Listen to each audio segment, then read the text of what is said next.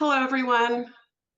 I'm Michelle Muhammed, the managing partner and senior wealth advisor with M&M Wealth Advisory. And this is our monthly webinar. Some of you know, it's to celebrate my 25th year as a financial planner. I decided to do an educational series. And I'm very fortunate today to have Jan Brito and Mike Schumacher with me. Jan is a seasoned real estate professional, and Mike is an experienced mortgage broker. And they have lots of experience in helping folks in life's transitions with the real estate side of things. So, why don't we start with Mike, you introducing yourself, telling us a little bit about yourself, better than I just did. Sure. Thanks, Michelle. Mike Schumacher with the Schumacher Lending Team at ACM. About 20 years in the mortgage industry. I just specialize in strategic mortgage planning through traditional loans and also leveraging bridge loans, which obviously we'll talk about more today. Thank you, Mike. And Jan, can you tell us a little bit about yourself before we Yes, get good into our afternoon, conversation? everyone. Good afternoon, everyone. I run a small team of realtors at Compass called Brito Associates. And over the years, 21 years in business now, I have specialized in working with divorcing couples. And for the last 6 years, under a division I created called Capital Senior Solutions, I've been working with older adults, helping them through late in life move transitions. And when you consider the fact that there's 65,000 people in our country turn 65 every day, that's a lot of people that need my help. So it's been very lucrative and very rewarding for me. And I'm happy to partner with Mike and Michelle on this presentation. Thank you, Jan. Okay, so I'm just going to kick us off with a question that's a little broad, but it also just speaks to questions I get every day in one shape or form. And, I'm piggybacking on what you just said about your expertise in senior solutions, Jan. So whether it's my client who is concerned about their parents or my client who's concerned about themselves and their spouse or just themselves, this whole notion of, okay, what's our next home going to be as we transition or prepare for retirement, transition into retirement or prepare for retirement? From your perspective, Jan, and then I'll ask Mike from his perspective, what are the things that people need to think about when they're looking at, where they're going to live, where their home is going to be? Because a home is so much more than a house, as they make those preparations. Well, especially for retirees or even post-retirees, the first thing I always tell my clients is consult a financial advisor to look at your situation. Because if you're going to move to a senior community, sometimes that comes with hefty entry fees and rather high monthly fees as well. So it's important to know your whole picture before you even start. And then I would say, know where you're going before you think about selling your home. And that can take you a couple of years. And you might be on a waiting list for a few years at your favorite community. So plan ahead and make the plan while you can still decide for yourself, because you never know when an incident could occur that would make you unable to make a decision for yourself. And nobody wants to be guessing what you want. So your family, your advisors should know your wishes. And then the other thing I think that stops people in their tracks is the stuff. So if you've lived in your house for 40, 50, 60 years, let's not kid anybody, you've got a lot of stuff. So start early on that downsizing process, because you can't do it in a weekend. Even if you start with a junk drawer, once a week, do something. That's two big tips right there. Thank you. I think what's great about that is the planning. Okay, so planning ahead is one of the best ways to help yourself, I think. And your family. Yeah, and your family. You're absolutely right. There's some of my clients who, if it left to doing it for themselves, they won't. But if they're doing it for their family, they will. So that's a really, really good point. So planning ahead, it also gives you more options. And like you said, you keep control. So I have that conversation. I thought it was interesting that you mentioned really the hefty fees that can be involved and so on. What are the ways that people can research? Because I have folks come to me and, they're just like, oh, well, I don't want to stay here or in the house I'm in, et cetera. And I'm like, okay, well, start looking at different places and, figuring out what you like or don't like. But what are some more concrete tips that you can provide on Sure. that? Well, most of the communities have websites with pretty extensive information on it. Mm-hmm. And then there are placement services, and I could go into more detail at some point in this conversation if you'd like. I would caution people about those. But then there are also realtors who specialize in working with older adults that get involved as a project manager early on, beginning with helping folks to tour communities to narrow down the field and help with asking questions and so forth. It's a big, big decision, and it's not something that should be made in a hurry. That's why I say plan ahead before something occurs that requires someone to make a quick decision that may not be the best spot for you. Good point. And you also mentioned organizing or decluttering, if you will. Yeah. And I, as some of you know, when I kicked this series off, I had an organizer, Danae Walker, as part of the conversation. And then I've also worked myself with an organizer, not in preparation for retirement, but definitely just in preparation for trying not to try to dig myself out. And Lisa was really helpful in getting me organized. So I understand the importance of this topic. And if you had to say, because people think of it as like an elephant, like they've got to eat the elephant It and is. so on. So you said start with the junk drawer. Any other tip on that?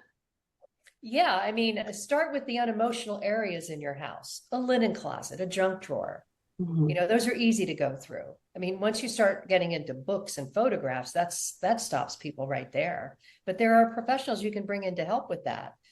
There's a wonderful woman who does photo organization, and I've referred her to so many of my clients, and they've been thrilled. She can digitize entire photo albums or pick out your most favorite shots and put them in a physical album for you.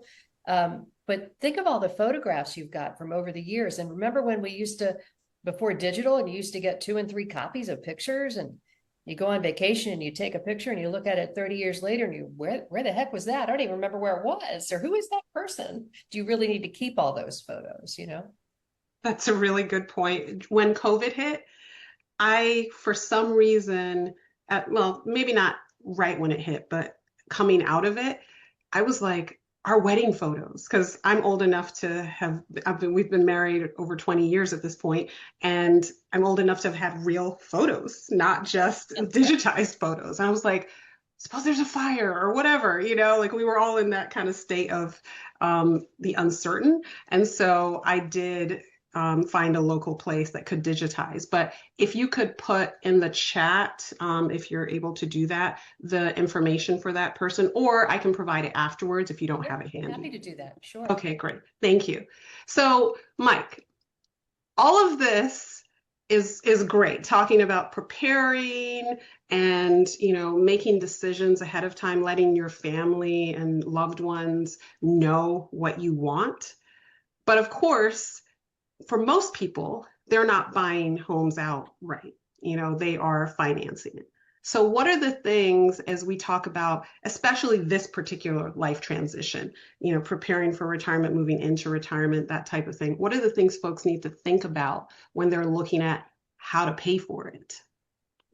Yeah, it's really important. This is something we ask all of our clients, not just retiring clients, is finding out what folks are comfortable affording on a monthly basis. And this goes back to their financial planning, liquidation strategy that they could potentially already have in place or need to formulate, and then start from there. And then we can determine, what assets are actually available. I think sometimes folks, see their cumulative investments and just assume that those are available to buy the next property. Without understanding tax implications, and potentially, affecting the overall financial plan. So, you just start with a budget. And then, we work the numbers backwards from there.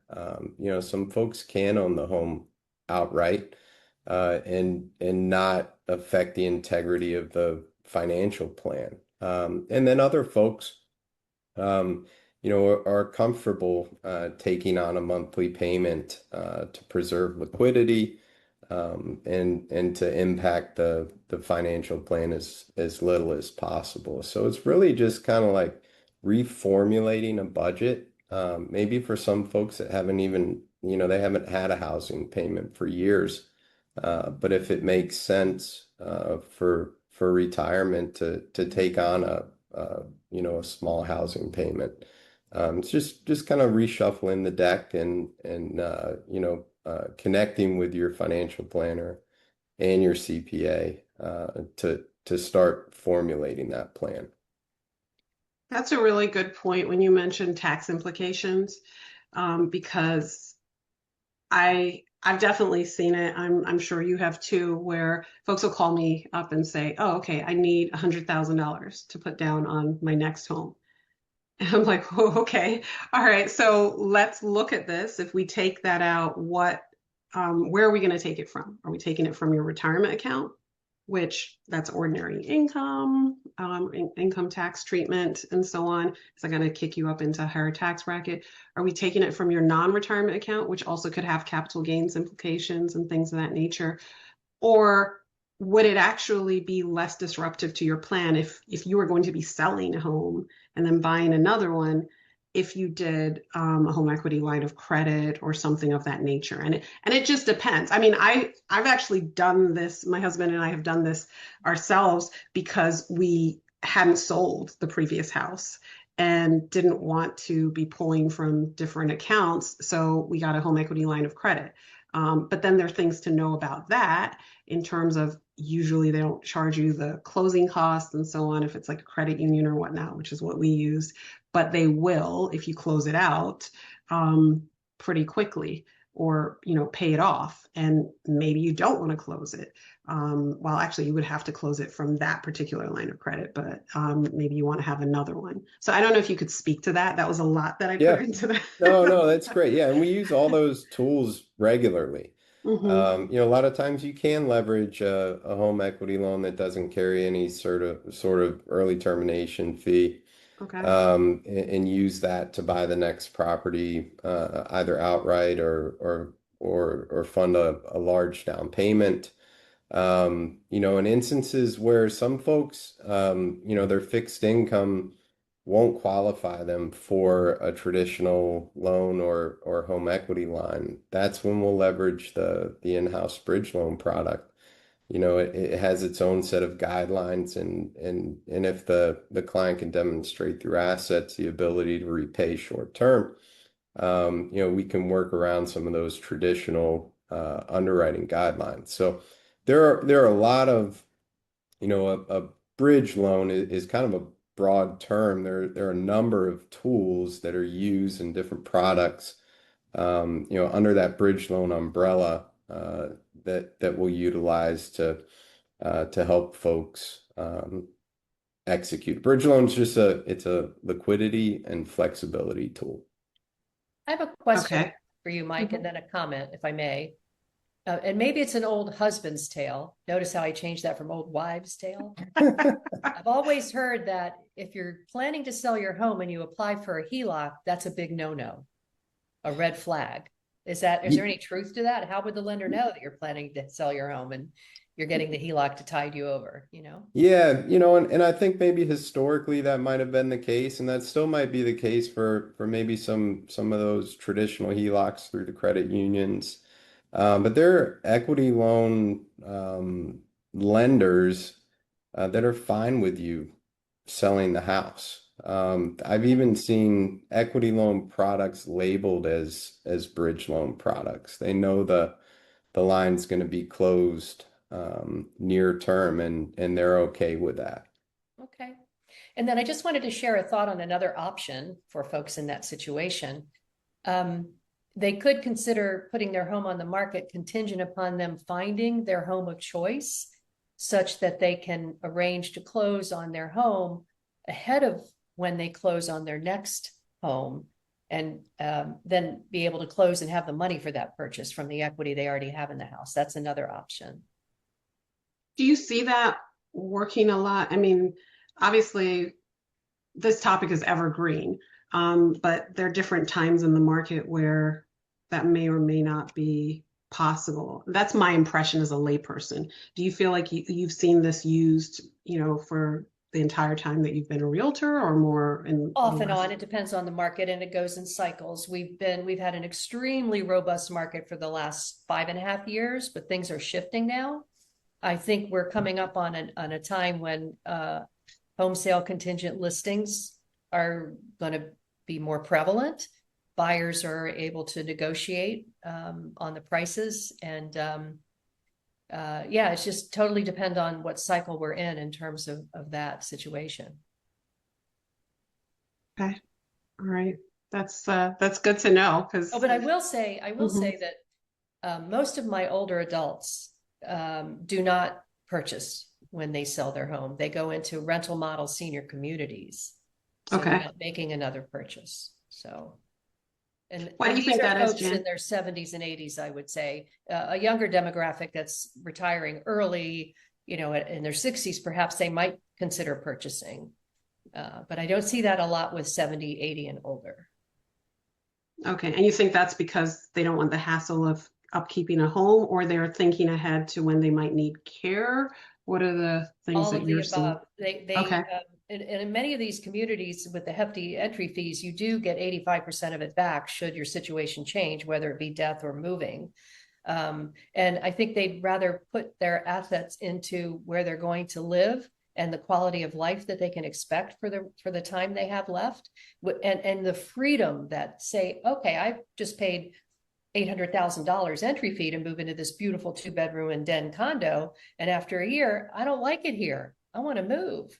It gives you the freedom to do that. So, and what you really want as you age is definitely freedom and Yes. Yeah. choices. Yeah, definitely. I would agree with that.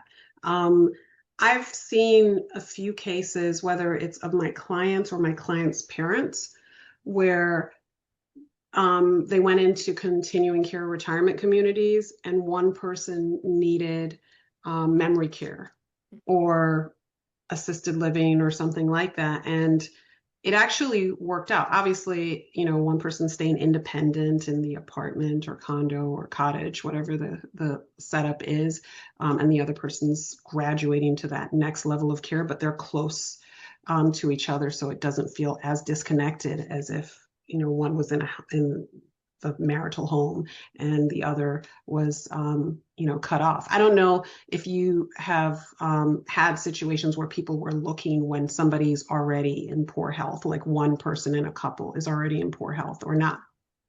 Yeah, and sometimes they, even though they can move into the same community, they might be in different areas. Like you said, one could be in memory care, one could be in assisted living. And of course, there's additional cost involved when there's a second person. But yeah, we see that quite often. It's not surprising. Yeah, They want to be absolutely. in the same community, but they can't live together because of, the situation. Right, right. I see also a lot of folks moving to be closer to grandkids Yeah. or nieces and nephews if they don't have kids of their own, or and so on. So that definitely gets into the whole back into the realm of the question of, okay, should we buy outright or should we finance, Mike? I think you have experience with a wide variety of states. Is that right? Yes. Hmm. Yeah, we help folks. A lot of folks come to this area to be closer to family, just like you said. The majority of the frantic phone calls that I get are retired folks that are visiting their children and grandchildren, and they decided to spend some time looking at neighborhoods and somehow managed to find the exact house that they want to buy with without having any sort of plan in place. But that's really the driving force that for the folks that I work with, it tends to be wanting to be closer to family. And these are big moves, and depending on the location of the departing residents and where they're buying, you can use short-term financing on both properties. So, it really is a very flexible way of managing, a situation where folks might not qualify for traditional financing. And let's not forget about multi-generational living, which is becoming more prevalent with affordability being what it is. That's a way for families to combine resources and bring aging parents into the home with them.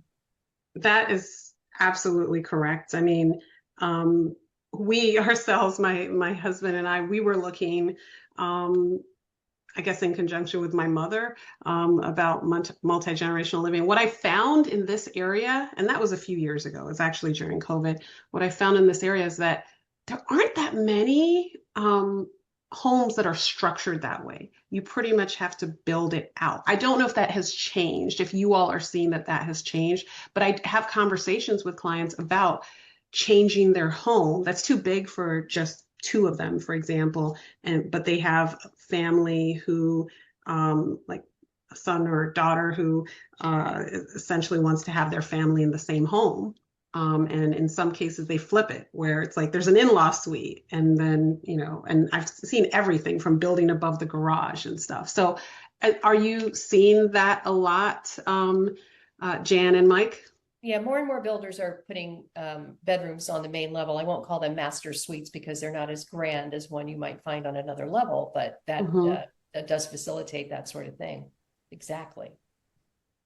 Yeah, that's that seems to be the main goal with the downsizing would be the main floor master or just living in general. And then we have these conversations on a regular basis with our clients and potential new clients where they need to adjust the layout of the home, whether that's through an addition or renovation, um, to to make room for a parent or parents. So, fortunately, in a lot of cases, the parents are coming uh, out of a home with significant equity, and we can typically leverage some of that equity in advance to have the addition built or the renovations done in advance before the parents before the parents sell their home and move in. Just makes a nice smooth transition. And again, again, flexibility tends to just come up. People want to make things as easy as possible with these big transitions. So, just finding different ways to do that for folks is something we're doing on a regular basis for sure. And then there's always for people, older adults who want to stay in their home and age in place, there's aging in place modifications you can look at. You can use the equity in your home to finance that. And there are actually construction companies who specialize in that very thing, aging in place modifications. So Well, if you have any, I'm sure there are a few of them that you can think of, but if you have any contact information for that, Jan, please let us know, put it in the chat if you can. If not, I can get it afterwards and get it to folks. One of our one of our participants is actually my organizer, Lisa Roberts. So Lisa, if you want to put your information, I'm happy to share it. I put in Danae Walker's information as well because someone asked about that. Cheryl's asking, Mike, any experience with ADUs? And I think that's accessory dwelling units. This is a great topic. I believe I've spoken to my mom about that, like just the topic of it all. But go Yeah, ahead. absolutely. Yeah. And they're pretty common. See them a lot in DC. You see them on a lot of investment properties, but I mean, it will work just the same. To have your folks move into that ADU, or whoever's gonna live there. So, most cities and counties allow it with proper permitting. It doesn't make it more difficult to finance a home. So, yeah, I mean, I think that's a great tool to use, to create more space. So you've had experience with helping folks finance the accessory dwelling units? Yeah, so I've had folks buy properties with the Uh, ADUs. I okay. haven't financed an addition of a separate property. Hmm. But it is, I mean, it's very common for folks to buy a home with the ADU. But that is something that can be financed. It's not, it doesn't create functional obsolescence. It doesn't create a marketability issue with the property. So ADUs are a good thing. Okay. All right. So maybe makes it more attractive in terms of resale and things of that nature, or it's Yeah, about the I same. definitely don't think it would detract from the value of the property or attractiveness. ADUs are really attractive to investors, folks who wanna buy a home that might be a bit of a stretch and could potentially generate rental income from the ADU as well. Or folks that just kind of want that separation from the other folks that are going to be living with them. Awesome. Thank you. We could probably have a whole conversation just on that and other aging in place information. Jan, I think you put the aging in place modification information just to hosts and panelists. If you're able to do it to Oh, everyone, do that, oh, please. If not, I can copy and paste it like I did the other one. um, yeah, that seems to be the only group I'm able to check. Oh, okay. All right. So I'll do that, everyone. Um, and I'm giving you your credit. I say from Jan. Yeah, I apologize. I don't see how to. Oh, no, that's okay. It may be something on my end that isn't enabled for you. So I'm glad we had this conversation. Okay, so let's switch to a different type of life transition. Um, and that would be divorce, or I would say widowhood or widowerhood. Um, Divorce is a little bit different, and all three of us have helped folks who are either going through or have come out of divorce. Some of the people who are in attendance here have been through divorce. I guess what I would ask is, what are the big mistakes you see people making, and how can they prevent themselves in the housing part of divorce? And then we'll go into, loss of a spouse, because it's going into singlehood, but it is a different experience. So Jan, from the real estate perspective, what are the things that you see that you're like, oh, I wish so many people didn't do this? Sure. Well, often in a divorcing situation, one couple may be interested in buying out the other. And so you have to agree on a third party source, whether that's an appraiser or a realtor, that can give you an estimate of value so that the decision can be made. The other thing I see sometimes is, knowing the divorce is coming and the house has to be sold, people start automatically painting or trying to fix it up or whatever. And I would caution anyone from doing that before talking to a realtor, because you want to make certain that what you're doing is going to get you the return you're looking for. So any updates you make need to be very strategic and thoughtful. And you can't assume as an average consumer that you know what buyers are looking for.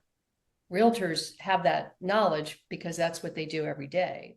I'm going to interject because I tell people this all the time, regardless of what transition is causing them to think about selling, because they're like, oh, this needs to be done. This needs to be, it's like, slow your roll, Yeah. consult a realtor or multiple realtors if you're not sure who you're going to use, because you might spend too much or in the wrong places, like you pointed out. And the other thing I would say, as a divorcing couple, when you're choosing a realtor, that can be challenging because the husband has his favorites and the wife has her favorites, and you want to find somebody that's capable of being neutral. And so to try to find a realtor who specializes in working with divorcing couples and has that empathy and that way of dealing with both in a neutral manner and keeping everyone happy is so critical, because there's already so much emotion around the divorce process. And your home is your biggest asset. So give it the attention it deserves. Okay. All right. So basically, don't start making improvements before consulting with a realtor or real estate professional who can give you guidance on what the right things to do are. And then also pick someone, like yourself, who has that expertise, where this is not the first time or the second time that they're Well, working with there's a a divorcee. nuance to dealing Mm-hmm. with people in a situation like this, because even if you like one party better than the other, you have to be completely neutral and understand Yes, how to share information among the parties and just keep things moving in a positive manner. absolutely. Absolutely. What about you, Mike? What are the big mistakes you see people making when divorcing or and when it comes to like that next home or the current home? Yeah, we see it very often where a plan is finalized or a decree is executed for one party to remain in the home, buy out the other party, and it's just not feasible. Unfortunately, the individual doesn't qualify for the size of the loan that they need to, refinance the existing mortgage and buy out the other party. So, more often than not, um, the divorce decrees that are finalized, when they come to us, rarely can the folks actually execute the plan or qualify for the loan that's needed to execute the plan. So, we always encourage folks to touch base with us early on in the process, so we can help them navigate that and show them what is actually possible before making that a part of the negotiations or the decree, because that can have a big impact on amount of spousal support, and there's a lot of things that go into it. A lot of folks um, just automatically assume that they can use their spousal support as qualifying income. Most loan programs require documenting receipt of that for at least 6 months, and then a continuance of at least 36 months. So there's a lot of nuances that go into qualifying for a loan in a divorce situation. So, we really stress for folks to use us as a resource as they're going through mediation or working with the attorneys before they finalize that plan. It can make all the difference in the world, just as it can involving a realtor and planning ahead. I think that the theme I'm starting to see is that let's, plan early and often and involve professionals before you make final decisions that can't really be undone and that may impact your long-term perspective in not the way that you wanted. And in the case of divorce, sometimes it's the way either of you wanted. So thank you for that, Mike. So then talking about loss of a spouse. So for me as a financial planner, I have long-term relationships with my clients, and I wish I could say that means that I only see the happy times, but I also help folks through the challenging times. And loss of a spouse often is that, and more. And so some of the things I see in housing with respect to housing when that happens is I've got this big house, either I'm going to have family move in with me and we need to reconfigure and kind of change the plan a little bit, or I'm going to move in with family, or I'm going to move to a continuing care retirement community, or I'm going to go somewhere else, completely. And then, of course, you could stay in the home by yourself, which I have had some clients do. So I mean, that's a lot of different options. But in that circumstance, what are the things that you often, Jan, see folks navigating from a real estate perspective, and even from your expertise as a senior a senior solutions person? Well, it I'm not runs the I'm not gamut. saying it quite right, but you got. Yeah, no, it runs the gamut. I work with many women who are now solo agers who lost their spouse years ago and have remained in the home because it's home. That's where they raise their children. And they're just not ready to leave until they're ready to leave, you know. And then there's Mhm. others who want to get out as soon as possible. Case in point, I had a couple I was working with. I had been touring them on communities to figure out where they wanted to go. This started a couple of years ago, and the wife suddenly became ill and died very unexpectedly, and caught us all off guard. And surprisingly, the husband made an almost immediate choice to go to one of the communities we had toured with his wife. And so he was ready to make that decision. He went, we signed the contract, and then we took our time getting the house ready to go on the market. But that's one extreme to another, you know? Yeah, absolutely. And Mike, what do you see from the perspective of when folks are looking at whether it's financing or bridging and things of that nature? Yeah, a lot of it, again, I keep going back to flexibility. We see in those cases a lot that sometimes folks aren't ready to go immediately, but they want to make a move, right? So they want to move to the next property, but they still want to take their time going through the house that they've lived in for 30 or 40 or 50 years. So again, using some sort of short-term financing to provide them the time to close the chapter on the previous home before they transition full-time into the new home. It is more, that's what we see most often versus folks just having to move quickly and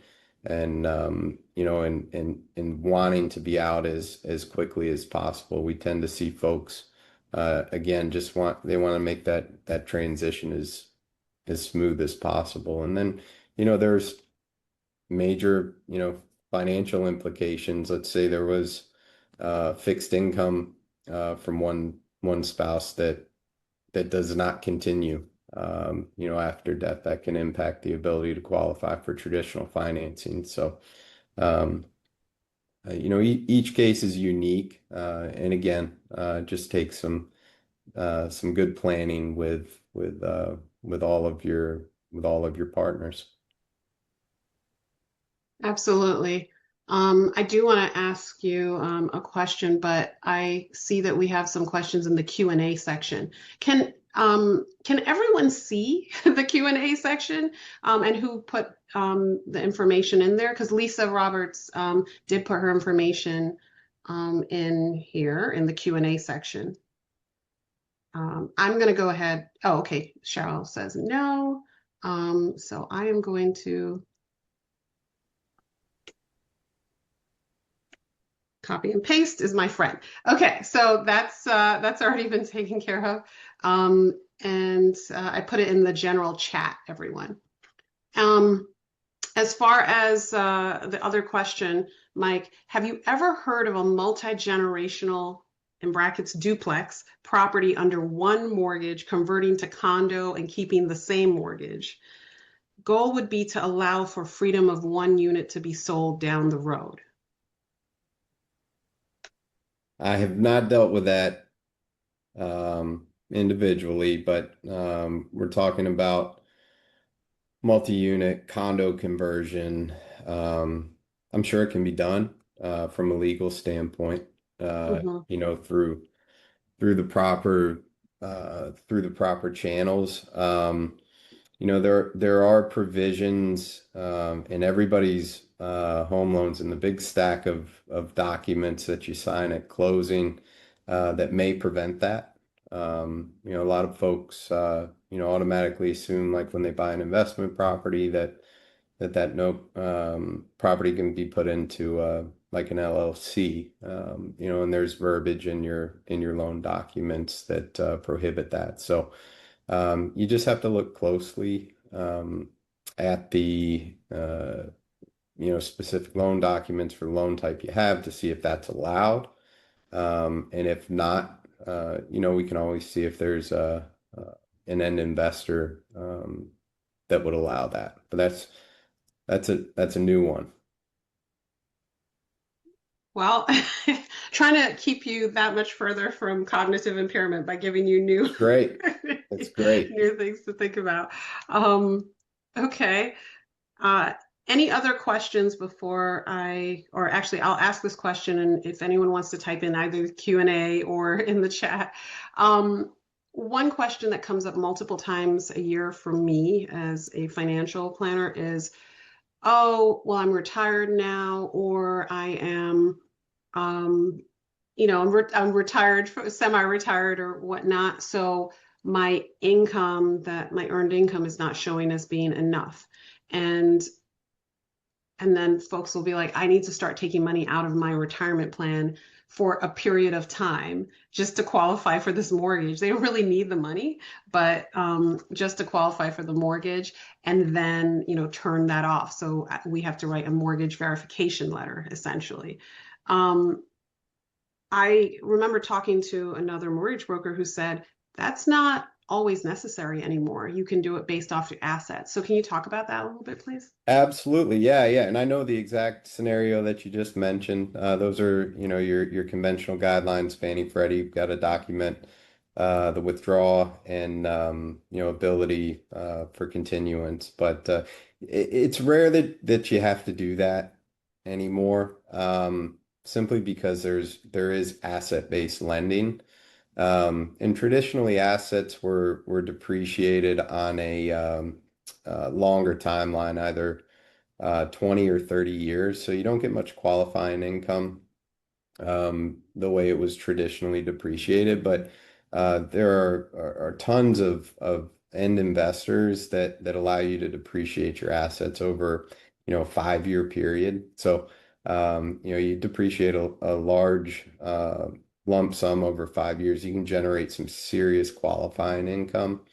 So loan programs have definitely evolved over time to where we don't have to, force any sort of short-term liquidation or start those withdrawals, which can then trigger tax implications or affect uh, the overall financial plan. So there are so many tools out there and loan programs that we use now for folks that have assets. So typically, if you have strong assets, we can qualify you for a loan.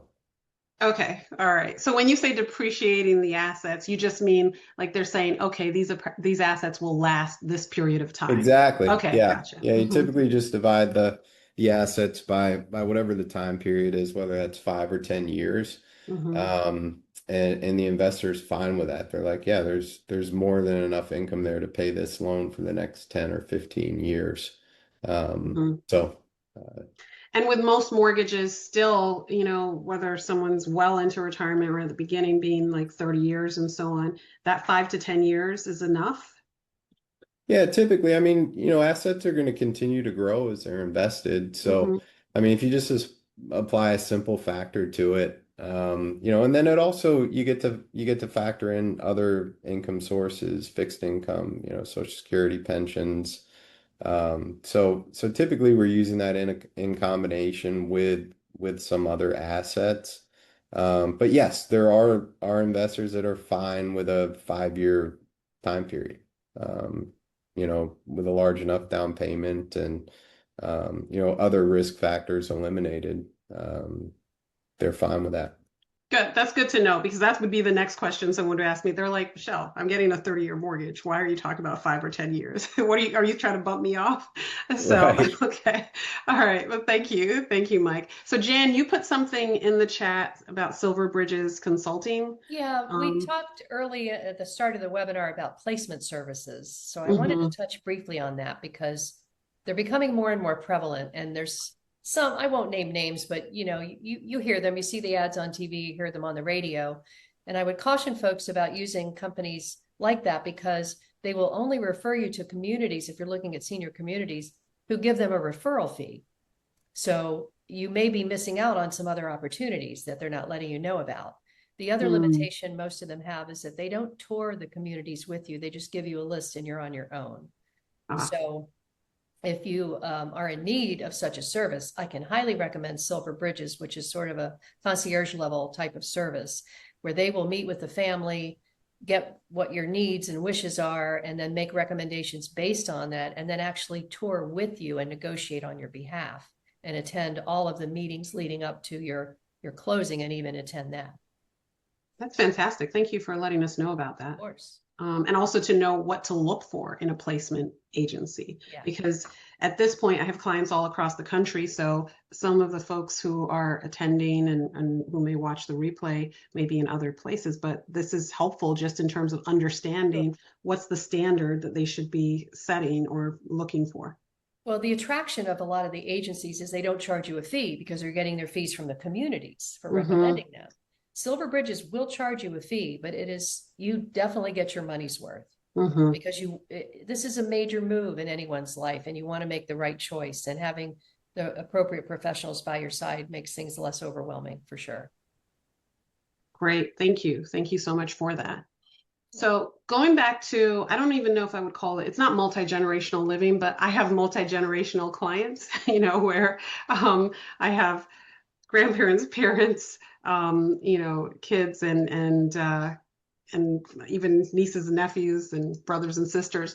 So one thing I see more and more, especially in the expensive areas, like the DC metro area is not inexpensive. Okay.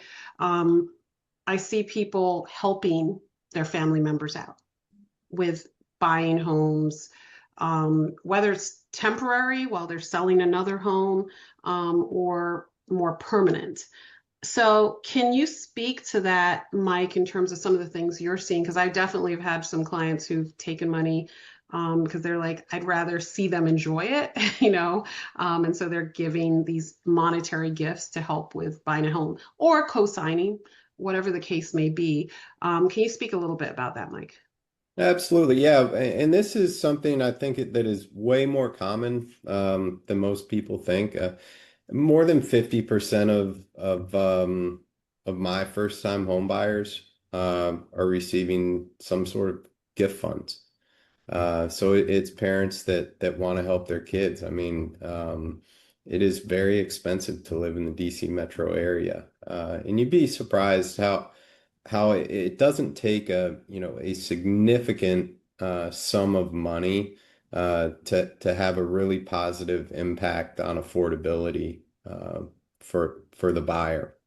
So it doesn't always have to be this large lump sum of money to reduce the loan amount to ultimately reduce the payment. Some money can drastically change the efficiency of the loan through mortgage insurance strategies or whatever the case might be, or even open the doors to other financing types that weren't available without that money. So um, it is extremely common, and most of my first-time home buyers are asking, "Is this okay?" And I tell them all the time, like, "Look, guys, you're not alone. Most first-time home buyers are receiving, some help, and it's typically from parents or grandparents. And you'd be surprised, like, I think I see it." Because sometimes we're communicating with those parents that are giving the gift, how happy it makes the parents to help their kids in that way. And it really does have a major impact on the financial health of the children being able to start home ownership earlier than what might have been possible. And then just to finish on this thought, I actually see it the other way too with kids helping parents, right? Yes. So they're okay using some of their assets. They're still earning good money, and they can refill what they're using to help put their parents in a better position, or help the parents transition to specific housing, and sometimes can also help make the kids' lives a little bit easier. Um, too, and ultimately save them some money in the long run. Absolutely. This is a little bit unique, but I have seen situations where, they buy a house where it's like two houses connected, or, accessory dwelling unit or whatnot. And then there's babysitting involved, and there's, like watching out for each other essentially, because, whether it's as kids are growing up or as parents or grandparents age, a lot of times it's very helpful to have people who are looking out for you and can just Mhm. notice if you're not yourself, or or you need something, etc. So absolutely. Yeah, and also, and we see it's very common, even folks that don't have like a large lump sum of money to help their kids that are going to live with them, they'll use their fixed income to supplement the mortgage. And they're also very happy to do that as well. So there's a couple different angles there to help with affordability. Yeah, absolutely. So Jan, why don't you talk about your Downsizers Club, talk about how, if folks have questions related to selling a home or downsizing, et cetera, how they can reach you, and then Mike, you the same. And like I said, if anyone has any other questions that pop into the chat, I'll try to address those in our last few minutes. So I offer a free senior downsizing club. That's the first Friday of every month on Zoom at 11 a.m. for 1 hour. I've been doing it now. It's almost 3 years now. And some people join the club years ahead of when they're making a move because they want to start the process slowly and deliberately. You can register for it at capitalseniorsolutions.com. And that's in the chat on the seminars page. You have to register for each month. The next one is June 5th. And I provide resources. We share resources amongst the members. I assign homework every month to keep people focused and in action. And it's just been a lot of fun. I've had a lot of graduates, and I'm actually planning a reunion in July for my Downsizer Club graduates. So we have a lot of fun doing that. And also any other seminars that I have coming up on various topics will be listed there as well. Thanks, Jan. How about you, Mike? Yeah, I'm just going to go back to something that we've been talking about, for the last hour, and it's planning. Um, you know, don't ever hesitate to reach out to your financial planner, your mortgage professional, your real estate agent early on. We are all very, very happy to help you plan. In my case, it doesn't cost a nickel to talk to me and help formulate a plan. Um, we'd rather this all be done right, to avoid any unforeseen costs. So, I'm always available, and I'm consistently on calls with new clients and past clients, mapping this out. And I'll put my contact info in the chat. So it's never too early to have an initial conversation. Hey, Mike, I know a concern I get a lot from buyers, even my older senior buyers, is, well, if I start talking to all these lenders and they pull my credit, what's that going to do to my credit score? Can you address that? Because it's Yeah, really not the hit absolutely. they think it is, right? Yeah, for folks with strong credit, and I just tell people this across the board, and this is just a little nugget everybody can take with them. If you have strong credit, credit inquiry is not going to negatively impact your credit score, especially if it's for a good debt like a mortgage, which is looked at as a good net from the credit score algorithms. But also, it's rare that we're pulling credit in the early stages. You know, you know, you pull credit um, when the time is right to execute the plan, right? We're gonna make sure everything's good before the house goes on the market, before we make any major decisions. But you know, if you're talking to a mortgage lender who's forcing a credit pull at an initial conversation stage, and then those folks should talk to someone else, talk to someone like me. Yeah, I agree because as Jan said, a lot of people have that fear and concern, as have we, my husband and I, at different points in time. However, I find that when you're approaching it first from education, like you're planning way ahead of time, it's not necessary, as you pointed out, to pull credit. And that's where it matters if you're talking to a professional who's focused on long-term relationships and education and being there to help you through different things and not, you know, because whether it's divorce, whether it's getting married, whether it's just all these different things that we've talked about, these life transitions, it's better if you do plan ahead. And so you're not making decisions when you're emotional or under pressure or in crisis mode. And whether it's pulling your credit or making a decision, that's a lot easier if you had been thinking about this before, or you know, you had a plan A, plan B, plan C, whatever the case Yeah, may be. absolutely. So, Yeah, and I'm typically referring folks back to their financial planner and CPA